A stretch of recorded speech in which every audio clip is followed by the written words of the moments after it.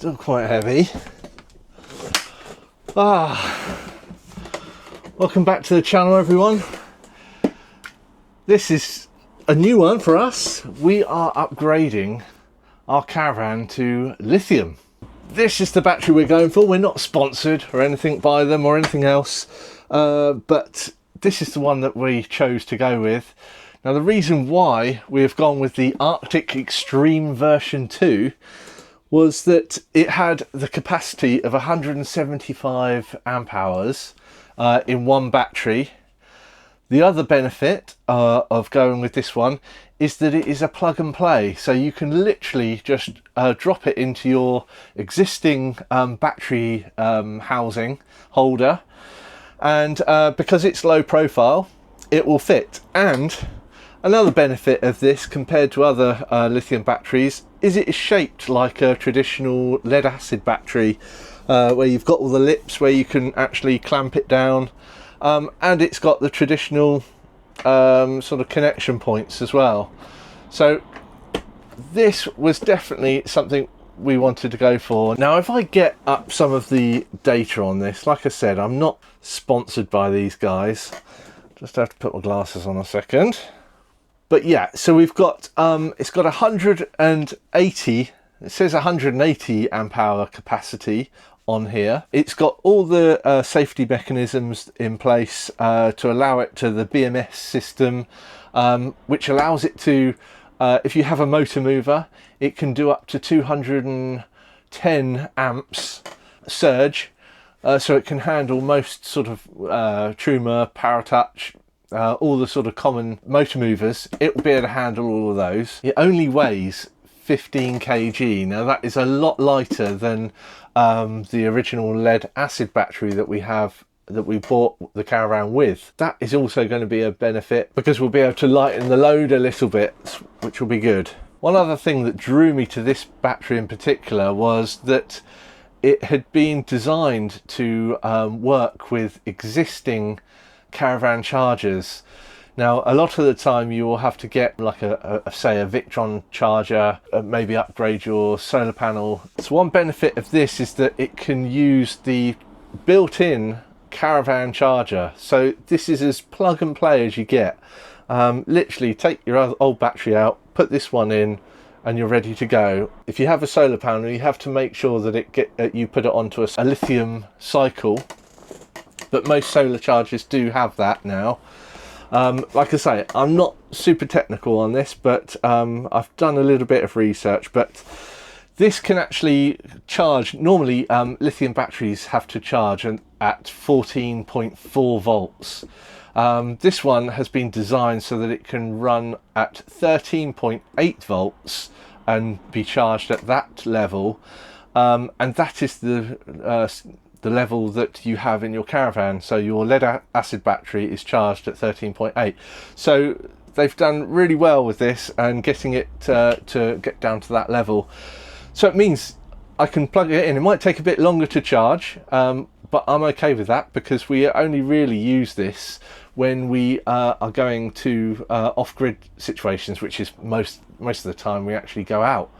We'll be doing off-grid.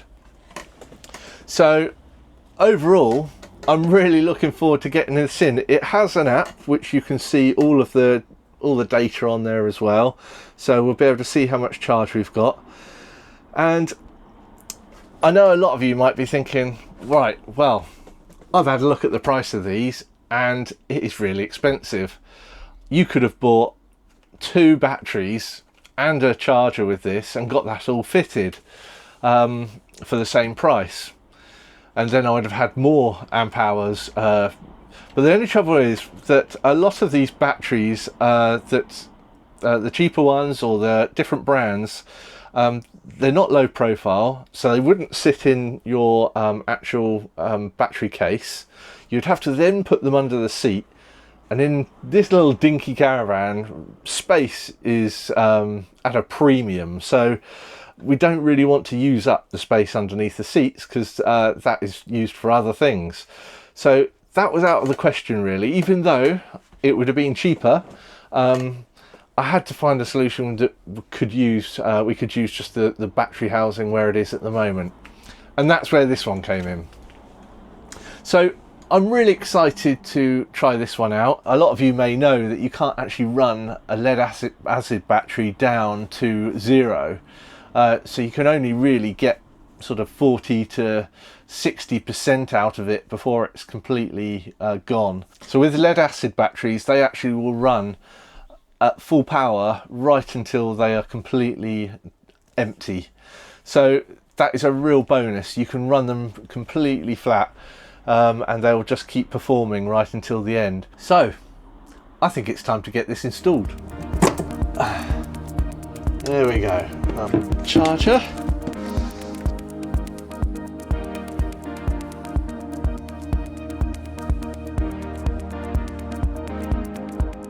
Out. Oh crikey, that's quite heavy. Oh crikey, that weighs a ton. And then we can put this one in, so I'll turn it round so it's the same. Oh. And then hopefully, if the manufacturer is correct, that sits nicely in there.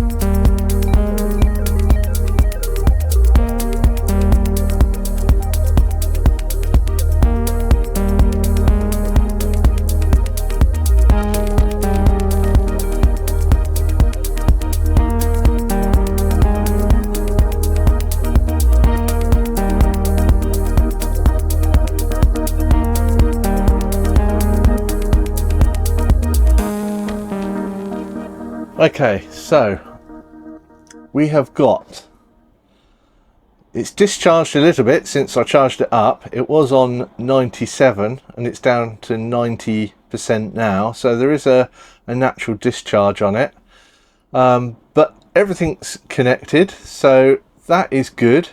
Right, the next thing to do is to look at the solar charger now that the battery is in place, all there.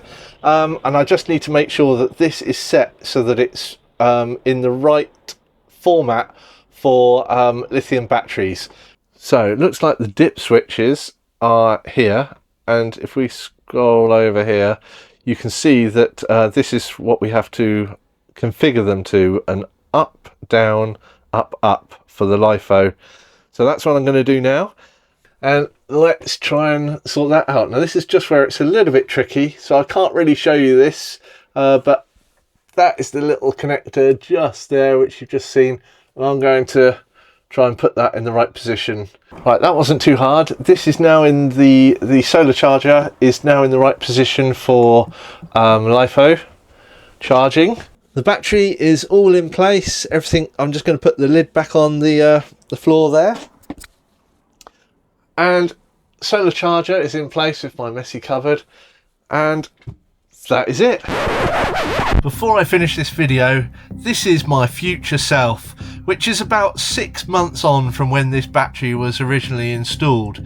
Now, I've visited the Lithium Pro Energy website recently, just doing a bit of research for the editing of this, and on their website they had a warning about not having an inline fuse.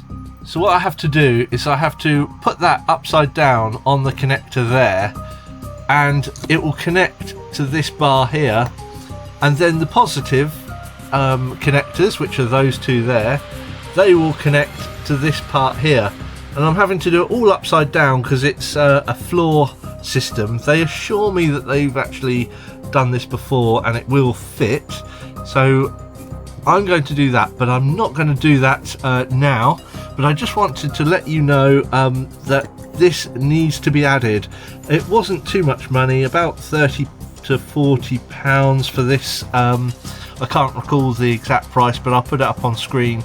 But just make sure if you do buy one of these Lithium Pro batteries that you get the inline fuse that you can put in directly into the floor. Now I'll leave it there and back to my past self.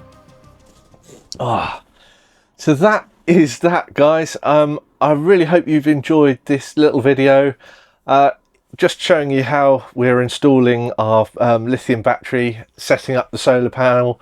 Now we've just got to test it, so I'm really looking forward to going out, hopefully soon. In the next week or so we'll be out and testing this little system to see how well it performs and whether it was worth all the money or not. I can leave a link in the description to the actual company that made this. Like I say, I'm not sponsored or anything, so it hasn't been tested, so we don't know how good it really is yet, but I'll give you an update of that in the future. So until then, we'll see you on the next adventure. Bye bye.